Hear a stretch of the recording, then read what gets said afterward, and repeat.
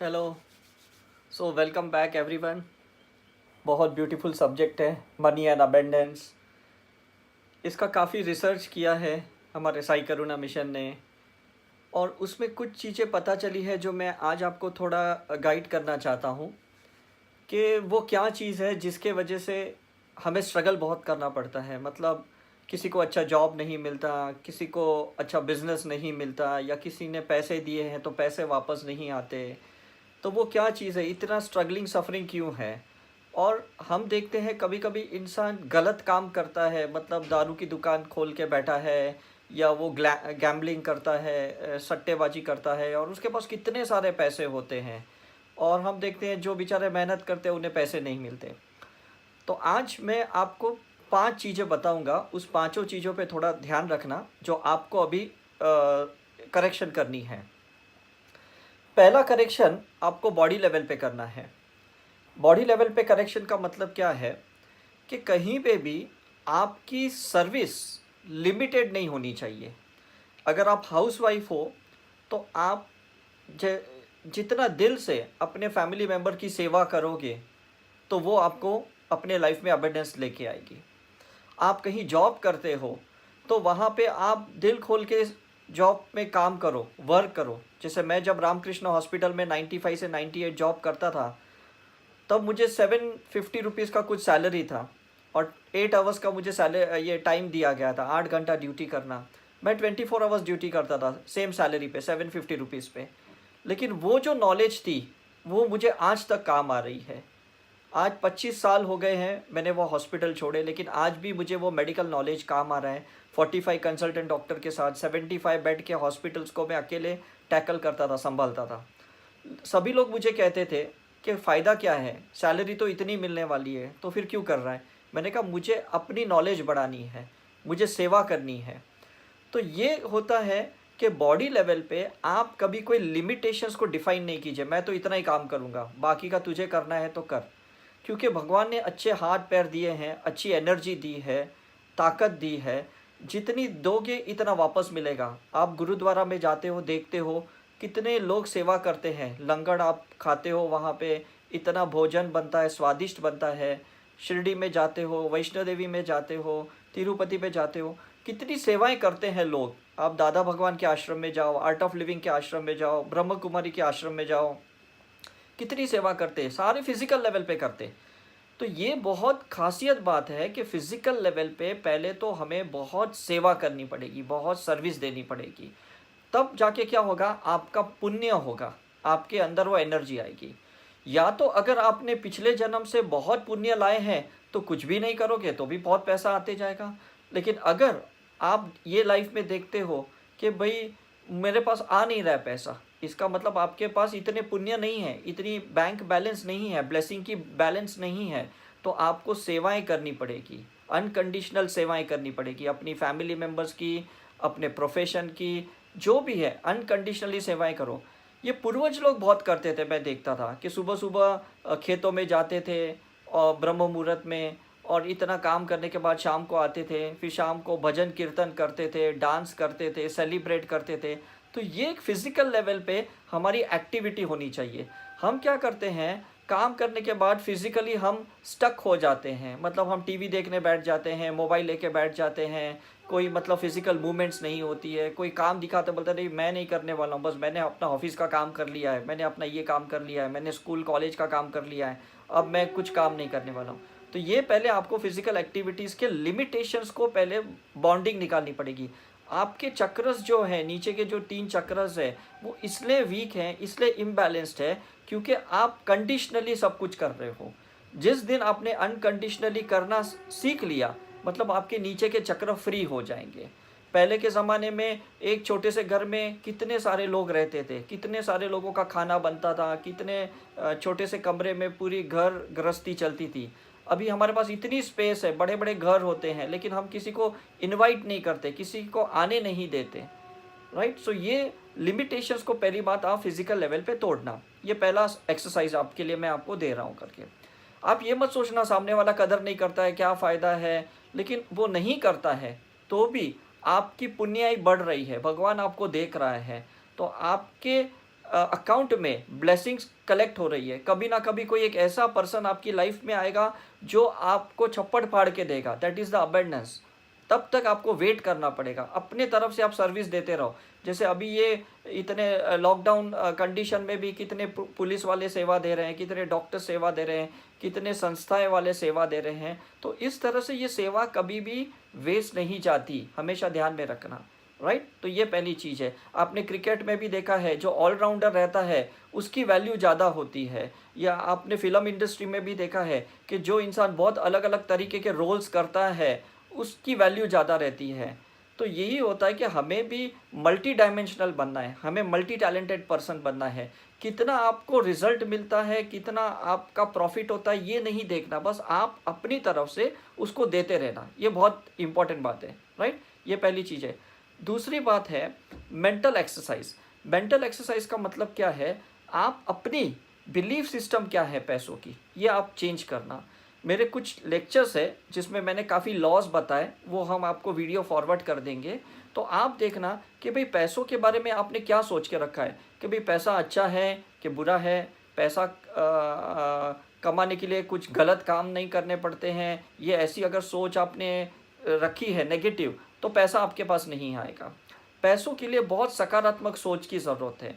पैसों के लिए हमारा मेंटल वेलकम भी चाहिए, कि कभी कभी लगता है यार पैसा आएगा, कुछ प्रॉब्लम तो नहीं आएगा। मैंने देखा है उसके पास बहुत पैसा था और उसको पैरालिसिस हो गया, उसका डिवोर्स हो गया है, उसको नर्वस ब्रेकडाउन हुआ है, डिप्रेशन में चला गया, या उसको दारू सिगरेट की आदत लग गई।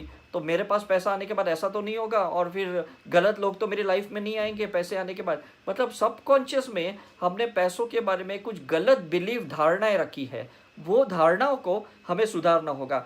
हमें जितने भी धर्म के गुरु हैं वो कहते हैं बचपन से पैसों से दूर रहो, पैसा ही सबसे बड़े प्रॉब्लम है, पैसे को हाथ मत लगाओ। मतलब हम मंदिर में भी जाते हैं, पैसा देते हैं तो वो पुजारी कहता है नहीं मुझे पैसे मत दो, पेटी में डालो। मतलब हाथ नहीं लगाते पैसे को, कहते हैं भाई ये पैसों की वजह से दुनिया बर्बाद हुई है। तो ये सारी चीज़ें, बिलीफ सिस्टम हमारे सबकॉन्शियस माइंड में बैठ गई है। तो जो सिंबल्स अभी आपने सीखे हैं, ये सिंबल्स जब आप अप्लाई करोगे तो धीरे धीरे धीरे आपकी मेंटल बिलीफ सिस्टम टूट जाएगी। और जब आपकी मेंटल बिलीफ सिस्टम अबेंडेंस की होगी, पहले तो आपका माइंड वेलकम करने के लिए तैयार है, आने दो पैसा। और मुझे पता है, मुझे माँ बाप ने बहुत अच्छे संस्कार दिए हैं, कितना भी पैसा अगर मेरे पास आएगा तो भी मैं पॉजिटिव ही रहने वाला हूँ, मैं लोगों की सेवा करूँगा, मैं अपनी उतनी ही एक्शन लूँगा। जैसे अभी आप अक्षय कुमार को देखते हो कि करीबन वो 200 करोड़ रुपए कमाते हैं पर मंथ। तो 200 करोड़ रुपए कमाने के बाद भी सुबह इतनी एक्सरसाइज करते हैं, खाना भी बगैर नमक का, तेल तला हुआ खाते हैं। मतलब ये एटीट्यूड आपको कंटिन्यू रखनी पड़ेगी पैसे आने के बाद भी। और उसके लिए पहले आपको मेंटली तैयार रहना पड़ेगा कि कल अगर मेरे पास मर्सिडीज आई, BMW आई, या कल मुझे एक बड़ा घर मकान भी मिला, तो भी मैं लोगों के साथ इतने अच्छे से, प्यार से, करुणा भाव से उनका स्वागत करूंगा और उनका स्नेह भाव को कंटिन्यू करूंगा, रिश्ते ऐसे ही निभाऊंगा जैसे अभी निभा रहा हूँ। सो ये आपको मेंटली प्रिपेयर है। पहला फिजिकल, सेकेंड मेंटल लेवल पे। थर्ड लेवल है इमोशनल लेवल। आपको फीलिंग्स क्या आती है दो लोगों के लिए। एक उनके लिए कि जो गरीब है उनके लिए आपको क्या फीलिंग आती है, एक अमीर है उनके लिए आपको क्या फीलिंग आती है, ये बहुत इंपॉर्टेंट है। अगर गरीब के लिए आप ऐसे कहते हो, देख साले ने कुछ तो पाप किया है इसलिए सड़क पे भीख मांग रहा है, इसलिए आज वो झोपड़पट्टी में है, ये फीलिंग आना गलत है। कोई पैसे वाला है, उसके लिए अगर आपको ये फीलिंग आती है कि साला बदमाश है, कुछ तो साले ने झोल किया होगा, कुछ तो 2 नंबर का काम किया होगा तभी इसके पास इतने पैसे हैं, या तो मेहनत से थोड़ी इतने पैसे मिलते, ये फीलिंग बहुत इंपॉर्टेंट है। आपको कभी भी कोई भी आपसे गरीब इंसान दिखे उसके लिए अच्छी फीलिंग लाओ, उसके लिए प्रेयर करो, उसके लिए भी आप हीलिंग कर सकते हो। और कभी भी आपको अगर अमीर इंसान दिखे तो उसके लिए भी अच्छी फीलिंग लाओ कि ये इंसान ने आज तो पता नहीं क्या किया, लेकिन ज़रूर उसने कोई जन्म में बहुत पुण्य किया रहेगा, तभी ऊपर वाला उसके ऊपर इतना मेहरबान है। ऐसी फीलिंग आपको आनी चाहिए। खुद के लिए भी आपको अच्छी फीलिंग आनी चाहिए कि नहीं, आज मैं मेहनत कर रहा हूँ, मुझे पता है आज नहीं तो कल ऊपर वाला कभी ना कभी मेरे पे मेहरबान होगा ही। तो आपको ऐसी फीलिंग आनी चाहिए। दूसरी बात, आपको कभी भी किसी के लिए इल फीलिंग नहीं आनी चाहिए, कोई ब्लेम गेम नहीं करना चाहिए कि आज मेरी ये कंडीशन ख़राब क्यों है, क्योंकि ये मेरे हस्बैंड ने, वाइफ ने या मेरे इन लॉज ने मुझे सपोर्ट नहीं किया, किया होता तो आज मैं कहाँ से कहाँ होता। तो ऐसी फीलिंग्स कभी नहीं आनी चाहिए। आपकी लाइफ कभी वेस्ट नहीं जाएगी, आपकी मेहनत कभी वेस्ट नहीं जाएगी, लेकिन आपकी फीलिंग अगर नेगेटिव है तो वो भी वेस्ट नहीं जाएगी, वो आपके अंदर ही ब्लॉकेजेस क्रिएट करेगी। आपके पास पैसा नहीं आएगा क्योंकि आपके अंदर इल फीलिंग है। ये बहुत इंपॉर्टेंट है। और एक चीज़ समझ में रहो कि जब तक पैसा आपके पास नहीं आता तब तक आपको अच्छे रिश्ते बनाने के लिए बहुत प्रयत्न करना पड़ेगा। पहले के ज़माने में लोगों के पास पैसे नहीं थे, लेकिन वो लोग रिश्तों से बहुत रिच थे। सबके रिश्ते बहुत अच्छे टर्म्स एंड कंडीशन में थे। मतलब कोई इंसान अपने गांव से किसी को शहर में भेज भी देता था, कहता था ये मेरा बच्चा है, अब तू इसको संभालना, अब आगे इसको अच्छे कहीं नौकरी मिले या पढ़ाई लिखाई करे, तो कहता हाँ मैं संभालूंगा, कोई बात नहीं। मतलब इतने रिश्ते अच्छे थे लोगों के कि लोग सिर्फ कहते थे और सामने वाला उसको स्वीकार लेता था। तो ऐसे रिश्ते, ऐसी बॉन्डिंग होनी चाहिए आपके बॉस के साथ, आपके कलीग के साथ, आपके क्लाइंट के साथ, आपके टीचर के साथ, आपके बिजनेस पार्टनर के साथ, सबके साथ आपके रिश्ते बहुत अच्छे होने चाहिए। आपकी फीलिंग्स बहुत अच्छी होनी चाहिए उसके लिए। कोई इंसान अगर प्रमोटेड होता है, वो आगे जाता है, वो प्रोग्रेस करता है, उसके लिए भी अच्छी फीलिंग आनी चाहिए। ऐसा नहीं कि साले ने कुछ तो गलत किया रहेगा इसलिए वो आगे गया, ऐसा नहीं है। उसको ब्लेस करो कि चलो अच्छा है, तू तो पहुंचा, कल मैं भी तेरे उस मुकाम पे पहुंचूंगा जहां आज तू पहुंचा है। तो उससे टिप्स लो, उससे भी ब्लेसिंग लो, उससे भी कहो यार तू मुझे भी आशीर्वाद दे। काफ़ी बार लोग मुझे कहते हैं, मेरे रिश्तेदार, क्योंकि मैं किसी का ओकेशन फंक्शंस अटेंड नहीं करता हूँ, किसी के सेलिब्रेशन में जाता नहीं हूँ, तो लोग कभी कभी शुरू में मुझे कहते थे अरे उदय तू तो बहुत बड़ा आदमी हो गया, आजकल आता ही नहीं हमारे फंक्शंस में। मैंने कहा कि आपने ही मुझे इतने अच्छे आशीर्वाद दिए, आपने इतनी अच्छी ब्लेसिंग बचपन से मुझे दी, इसलिए आज मैं इतना बड़ा हो गया। आपके ब्लेसिंग के वजह से मैं ऐसा हूँ। अगर आपको लगता है मैं गलत हूँ, आप अपनी ब्लेसिंग वापस ले लो। तो कहते नहीं नहीं बेटा, नहीं नहीं, तुझे और आशीर्वाद मिले और तू आगे जा। See this is how you have to respect them, है ना। ताने नहीं देना है कि आप कौन सा मुझे फ़ोन करते हो, आप कौन सा मैसेजेस करते हो, आप कहाँ पे मेरे कोई इवेंट में आते हो। मैं ऐसे नहीं बोलता हूँ। मैं कहता हूँ आपके ब्लेसिंग के वजह से आज मैं यहाँ पे खड़ा हूँ, राइट। मैंने तो अपनी लाइफ ज़ीरो से स्टार्ट की थी, आज आपके वजह से मेरे पास इतना सब कुछ है। So this is the way. ये फीलिंग्स, ये इमोशनल फीलिंग्स आपको आनी चाहिए। तो फिज़िकल लेवल पे आपको चेंज लाना है एटीट्यूड में, मेंटल लेवल पे बिलीफ सिस्टम चेंज लाना है, इमोशनल लेवल पे आपको अपनी फीलिंग्स को चेंज करनी है। फोर्थ कंडीशन है, आपके जो भी कार्मिक ब्लॉकेजेस है, जहां आपको लगता है कि इतना करने के बाद भी मुझे कहीं नहीं रिटर्न मिल रहा, 101%, that is related to your soul karma. ये आत्मा ने पिछले जन्म में कुछ तो ऐसे ब्लॉकेजेस क्रिएट किए हैं, कुछ तो ऐसे कर्म किए हैं, कुछ तो मतलब ज़्यादा बैगेजेस लेके ये लाइफ में आया है, इसलिए शायद मुझे चुकाना पड़ता है। तो बी अनकंडीशनली, चलो ठीक है, क्योंकि यही आत्मा नेक्स्ट लाइफ में आपके साथ चलने वाली है। शरीर अलग रहेगा लेकिन आत्मा यही रहने वाली है। तो आपको एक चीज़ समझनी है, ये लाइफ आपको फिजिकल बॉडी के लिए नहीं मिली है। ये लाइफ जो आपको मिली है, आपके सोल के कर्मा को ठीक करने के लिए मिली है। आज मैंने अपनी मेडिकल प्रैक्टिस छोड़ के ये स्पिरिचुअल रिसर्च में आया हूँ, ताकि मैं अपना सोल कमिटमेंट पूरा करूँ। अगर मैं मेडिकल प्रैक्टिस करता तो मेरे क्लिनिक पे, जैसे मैं शुरू में 3-4 साल मैंने की थी, तो 30 से 40-50 पेशेंट को मैं डेली अटेंड करता था। और आज जब से मैं ये स्पिरिचुअल फील्ड में आया हूँ पिछले 22 साल से, तो मैं रोज़ करीबन 170 व्हाट्सअप ग्रुप को संभालता हूँ, रोज़ 800-900 पेशेंट्स, मतलब लोगों को मैं संभालता हूँ, इतने मैं इवेंट्स करता हूँ। मतलब ये सोल का जो कमिटमेंट है, जो मैंने अपने पास्ट लाइफ में देखा है, वो मैं इस लाइफ में पूरा कर रहा हूँ। मेरे पेरेंट्स कहते हैं अरे तू अगर डॉक्टर की मेडिकल प्रैक्टिस करता तो आज तू कहाँ से कहाँ पहुँच जाता, क्योंकि मेरा बड़ा भाई यूएस में कार्डियोलॉजिस्ट है। तो मुझे हमेशा कंपेयर किया जाता है, देख तू आज भी इंडिया में है, तेरा भाई देख वहाँ पे आज मल्टी मिलियनर बन गया है, उसके 2-2 बंगले हैं, इतनी गाड़ियाँ हैं, ये हॉस्पिटल है। तो मैं अपने फैमिली मेम्बर से कहता हूँ कि मुझे रिच नहीं बनना है, मुझे अबेंडेंस में रहना है। सी दिस इज़ द डिफरेंस। अमीर इंसान को गरीबी का डर होता है, अबेंडेंस में इंसान को कभी डर नहीं होता। उसे पता है कि मुझे जब जो भी चाहिए वो चीज़ मुझे मिलने वाली है, and that is your belief system कि मुझे जब भी कोई भी लैपटॉप खरीदना है, मोबाइल खरीदना है, घर खरीदना है, गाड़ी खरीदनी है, इमीडिएटली क्लिक होता है और मेरा वो मैनिफेस्टेशन होता है। सो ये बहुत इम्पॉर्टेंट सिस्टम है कि गॉड को पता है किस वक्त आपको क्या देना, किस वक्त आपके कर्म क्लियर होते हैं, और जैसे आपके कर्म क्लियर होते हैं एक ब्लॉकेज निकलता है सोल लेवल पे, तो बाय डिफ़ॉल्ट आपका मैनिफेस्टेशन शुरू हो जाता है। सो ये फोर्थ पॉइंट है। तो पहला physical level, second mental level, third emotional feeling level, fourth Karma level, and last जो सबसे इम्पॉर्टेंट पॉइंट है।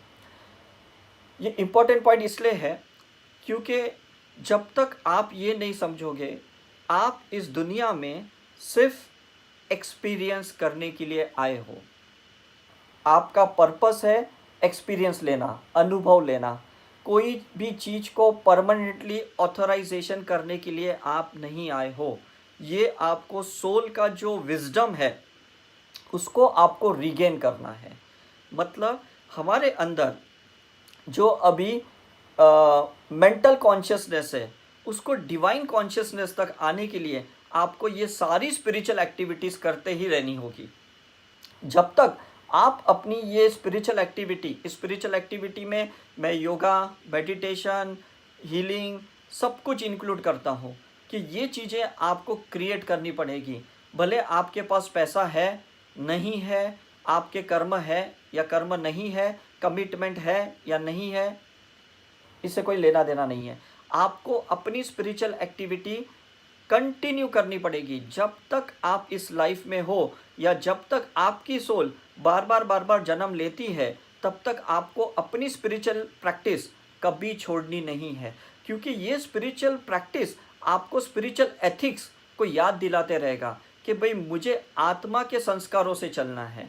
ये सबसे इम्पोर्टेंट है, आत्मा के संस्कारों से चलना है। मुझे किसी के मान्यताओं से नहीं चलना है, मुझे किसी धर्म की बिलीफ से नहीं चलना है, मुझे किसी का फॉलोवर नहीं बनना है, मुझे सिर्फ आत्मा के संस्कार को फॉलो करना है। सो ये बहुत इम्पॉर्टेंट चैप्टर आज हमने यहाँ पे समझा है कि हमें 5 लेवल पे करेक्शन करना है, तब जाके आपके पास अबंडेंस आएंगे।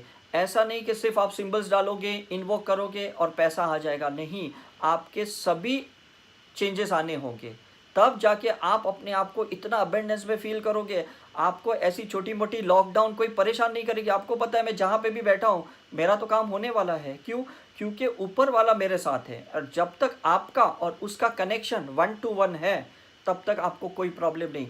आज शाम को जो हम टॉक लेने वाले हैं ये पूरा उसी के बेस पे है, कन्वर्सेशन विथ गॉड। भगवान के साथ कैसे बातचीत करनी, भगवान के साथ कैसे 24/7 कनेक्टेड रहना, ताकि कोई छोटी छोटी चीज़ें आपको तकलीफ़ ना दे। अरे ये मेरा मोबाइल टूट गया, फिर से खर्चा करना होगा, अरे ये अभी लॉकडाउन हो गया, मेरा बिजनेस बंद हो गया, मेरे जॉब का खतरा है, अब इनसिक्योरिटी बढ़ गई है, फियर बढ़ गया है, कंपटीशन बढ़ गई है। इसकी आप चिंता मत करो। नेचर ने अगर कोई कैलामिटीज़ क्रिएट किया है, इसका मतलब वो शिफ्ट चाहती है आपके अंदर, आपकी बर्बादी नहीं चाहती है। देखो फिर से मैं कहता हूँ, नेचर ने अगर कोई कैलामिटीज़ क्रिएट किया है तो वो आपके अंदर शिफ्ट चाहती है, आपकी एनर्जी में शिफ्ट चाहती है, आपके कॉन्शियसनेस में शिफ्ट चाहती है। उसको आपको बर्बाद करके क्या मिलने वाला है? कोई फ़ायदा नहीं है। पहले अर्थक्वेक आ गया अर्थ लेवल पे गुजरात में, आपको पता है, लेकिन आप देखो आज गुजरात कितना शिफ्ट हो गया। आपने देखा केदारनाथ में वाटर एलिमेंट से फ्लड आया था, मैं पिछले साल इन्हीं दिनों में केदारनाथ था, अब केदारनाथ वापस अच्छे से डेवलप्ड हो गया है, राइट। अब कितनी बार बारिश नहीं होती है, गर्मी इतनी बढ़ जाती है ग्लोबल वार्मिंग के वजह से, तो कितने लोग बेचारे गर्मी से मरते हैं। सो ये भी कर्म हमने क्रिएट किया, गॉड ने तो ये गर्मी क्रिएट नहीं की, टेम्परेचर बढ़ाया नहीं। अब 4th लेवल पे एयर एलिमेंट पे ये वायरस आ गया है, ये भी नेचुरल कैलामिटीज़ ही है, मतलब ये कुदरत की देन है। अगर इस 4th एयर एलिमेंट को हमने बहुत अच्छे से संभाल लिया, बहुत अच्छे से टैकल किया, तो 5th लेवल पे जो कैलामिटीज़ आने वाली है वो आज तक किसी को नहीं पता। मैं आपको बताने की कोशिश कर रहा हूँ कि 5th लेवल मतलब ईथर लेवल पे अगर हमारे कैलामिटीज़ आ गई तो क्या होगा पता है? एक इंसान दूसरे इंसान को सिर्फ विचारों से मार देगा। मतलब अगर मैंने एक थॉट क्रिएट किया आपके लिए नेगेटिव, आप इसी वक्त वहाँ मर जाओगे, या आपने मेरे लिए कोई नेगेटिव थॉट्स क्रिएट किया, मैं इसी वक्त मर जाऊँगा। मतलब इतना ईथर लेवल पे, किसी जैसे पहले के ज़माने में गुरु श्राप देते थे और सही में ऐसे हो जाता था, तो इसी तरह से ये लास्ट ईथर लेवल पे इस तरह से कैलामिटीज आने वाली है कि लोग एक दूसरे के विचारों से दुश्मनी करेंगे, विचारों से दुश्मनी निभाएंगे। तो उसके पहले कि हम ये 5th लेवल के कैलामिटीज़ में जाएं, हम इस 4th लेवल के कैलामिटीज़ में ही अपनी करेक्शन करें, अपनी हीलिंग करें, बहुत सारी साधना करें, बहुत सारा मेडिटेशन करें, बहुत सारी सेवाएं करें, जितनी हो सके ह्यूमन सेवाएं करें। जितनी सेवा करोगे ऊपर वाला इतना ही आप पे मेहरबान होगा, और जितनी आप लिमिटेडली चलते जाओगे इतना ऊपर वाला भी आपके साथ लिमिटेडली ही आपको प्रोग्रेस करने में देगा। सो आज मुझे लगता है बहुत अच्छा दिन है, बहुत कुछ हमने अच्छा सीखा है, आगे भी हम ऐसी ही चीज़ें सीखते जाएंगे। लेकिन उसके लिए पहले तो आपको संकल्प करना होगा कि मुझे इस चीज़ की प्रैक्टिस रोज़ करनी है। अगर ये लॉकडाउन छूट भी गया तो भी मुझे ये प्रैक्टिस को बरकरार रखना है, मुझे कंटिन्यू करना है, बिकॉज ये प्रैक्टिस 5th लेवल पे है। 5th लेवल पे मतलब स्पिरिचुअल सोल लेवल पे है। मैं उसको कभी छोड़ने वाला नहीं हूँ, कुछ भी हो जाए। मैं खाना खाते हुए सिंबल्स डाल के प्रैक्टिस करूँगा, पानी पीते हुए सिंबल्स डाल के प्रैक्टिस करूँगा, अपने घर को चार्ज करूँगा, अपने फैमिली मेम्बर्स को हील करूँगा, अपने फ्रेंड्स को हीलिंग करूँगा।